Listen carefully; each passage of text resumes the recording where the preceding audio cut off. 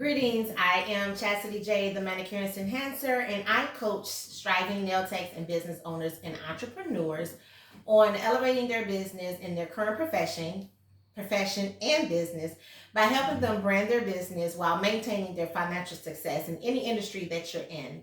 So I wanted to come on today and talk about customer service. This seems to be a growing, ongoing, consecutive topic around the world today because we don't have that homegrown good customer service like some of us used to have back in the day. I know that working people 9 to 5 has been taught and pushed in a lot of the households for any of the generations. We can't just be like, oh, the millennials and the Gen Xers and the XYers and in any of the households of any generation. The working class people have been a staple in the households. A lot of people came out before the pandemic and started a business and didn't like their jobs. A lot of people are retiring. Some of them are too old to do anything after retirement, and some people are not old enough and they just want to find something to do. But I want to say it's been very noticeable since the pandemic, since the shutdown, since 2020, where we're having a lot of businesses that open. So I wanted to pinpoint on customer service, quality customer service, business owners, also entrepreneurs, and hustlers. So the standard customer service is thank you for calling, or thank you for coming, or how can I help you? That's standard. So once you greet the person, once you read your script and play on words and do what you need to do to figure out what your customer needs, your client, your patient, or whatever your industry calls the customer, the patron. Once you do the standard customer service, people forget that you have to have quality customer service from beginning to end. I went to an establishment yesterday, and it was a food truck establishment. And they're on social media. They have the followers. They have good food. Everybody's raving about it.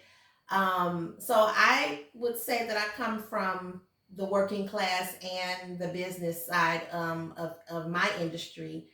And the cook was outside of the bus, the truck, the food truck, and she was I use the term frolicking, but she was mingling with other people that she knew outside. And then as soon as people started to walk up to place orders, she got back on the truck, put her glove on, and started cooking. So I used the term frolicking to the person who was taking the orders. And I said, well, she was out here frolicking. Did she wash her hands? So he turned around and looked at her and said, this customer want to know, did you wash your hands since you out here frolicking? So she like, yes, ma'am, I washed my hands, but you didn't. So the other person that I was with was like, you shouldn't have said that. Now she's gonna put something in our food.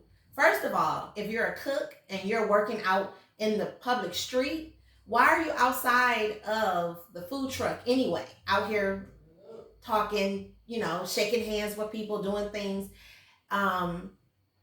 Because I'm going to ask, did you wash your hands? And that's even if I was at a fast food restaurant, even if I pulled up to a restaurant and walked in and saw somebody at Bucharest or Benihana's or anything, did this person wash their hands? You're cooking my food.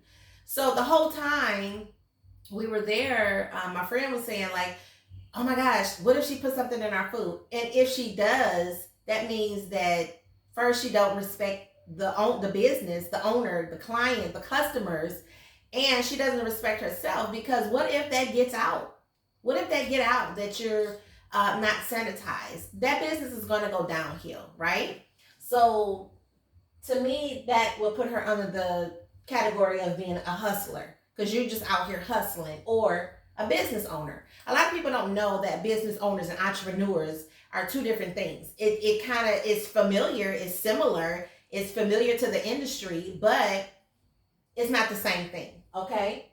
So quality customer service is what Chick-fil-A does. It's what people rave about Chick-fil-A.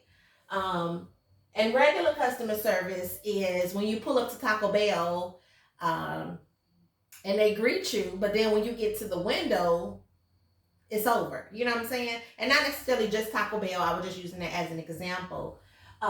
So when you own a business and when you're an entrepreneur of a business, you have to treat and train your staff to have quality customer service. So standard customer service is just to get the people in the door.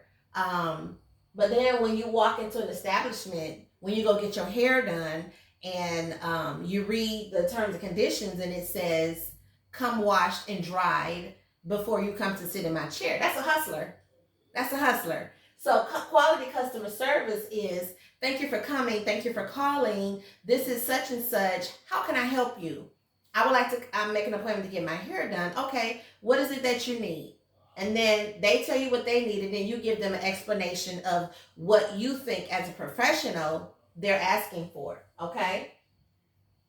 So business owners are typically people who own businesses, who have people in their establishment and running it. Or if you don't have any employees, you're there to do the customer service, to run the business, to operate the business, the owner operators.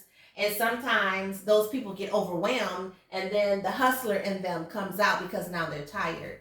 So I just wanted to touch on that a little bit because we're getting away from the quality customer service.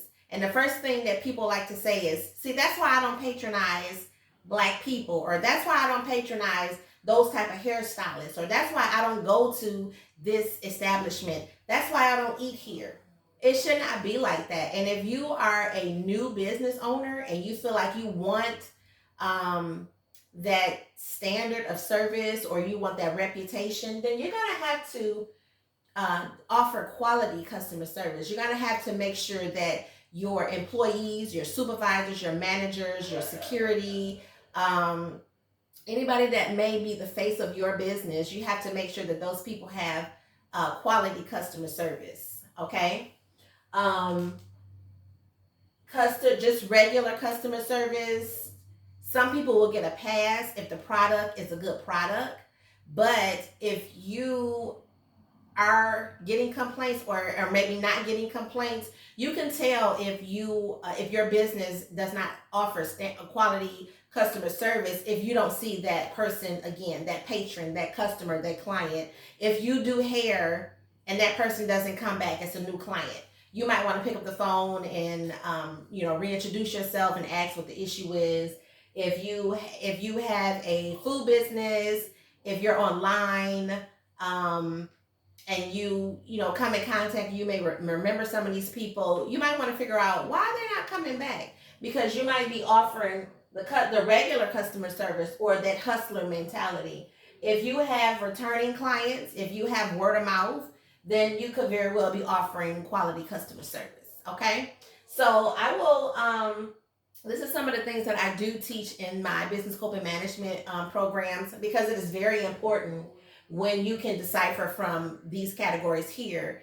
And our main goal is to have quality customer service, because quality customer service turns into cash, right? And that's the reason why we own a business, because we want to turn our products into cash. Thank you for tuning in. Again, I am Chastity J, the Manicurist Enhancer. You can follow me on any of my handles. I'm Chastity J, the Manicurist Enhancer, on all of my social media platforms. If you want to go to my website, if you want to go to my nail supply store, if you want to check out my YouTube channel, you can reach me at Linktr.ee/SheaMarie. Take care. Have a good night.